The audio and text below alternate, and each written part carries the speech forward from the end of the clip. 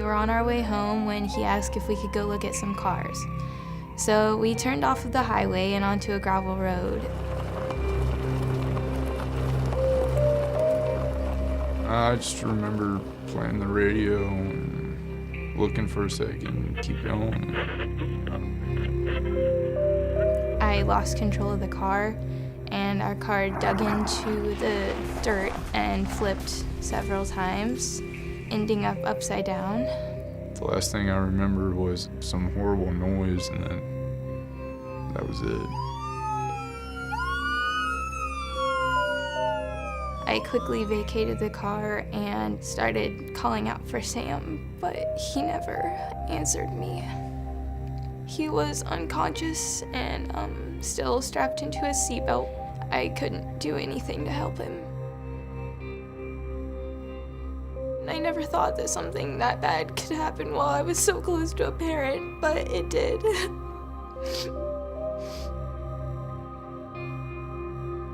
I think I could recall someone trying to hold me down after, and I thought it was some dream or something. This is Matt Lake, 3-year-old facility, 14-year-old male, strained passenger, motor vehicle collapse.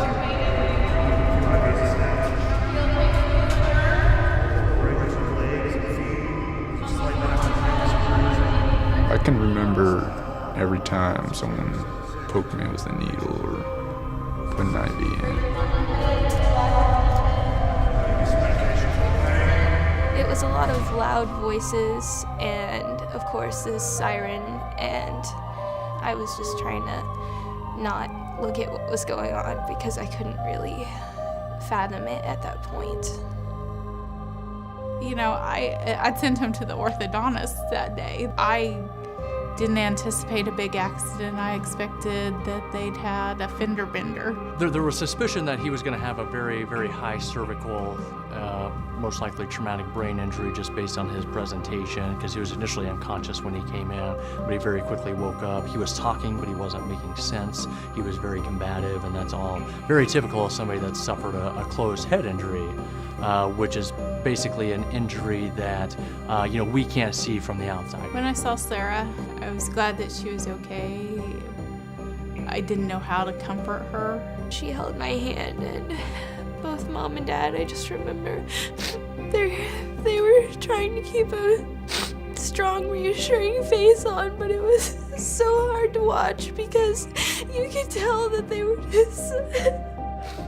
You're helpless because you need to stay out of the way so that other people can attend to your child. They're scared, they don't know where they're at, they don't know what happened. They see all these people just around them, and at the time, they can't really comprehend. He was plugged into all these machines, and he was still not really responding. I remember my mom being there, and I asked if I would ever play football, and I didn't get the answer I wanted. He had what we call a C1, C2 fracture, which is basically the very top of the cervical spine. That's a very critical area because it basically controls everything from the neck down. Would he walk? I didn't know whether he was going to walk or whether he was going to feed himself ever again. It's one of those things that these, especially in Sam's case, is a time-critical diagnosis. This is something you have to diagnose quickly in order to prevent further injury. Any other hospital that he would have went to would have been at least 20 minutes away. During that time, he would have regained consciousness, he would have been combative, and so if he would have went to a different hospital, this is definitely an event that could have turned out to be much worse. He said he didn't really remember any of it, and I said that I was really sorry for what happened, and he said that it wasn't my fault. It was hard for me to not be close to him, knowing that he'd gone through such a tough experience, and I came out of that car with a lot less damage than he did. Every time I saw Sarah, I knew what she was going through. In the hospital when I was asleep, she was there, awake. When the crash happened, she experienced all that. Just knowing that he was there and knowing that he forgave me for what happened really made it a lot easier for me. At this point, he has bounced back. The bone has regrown. The breaks have closed up. But there's always a question about, can he do something?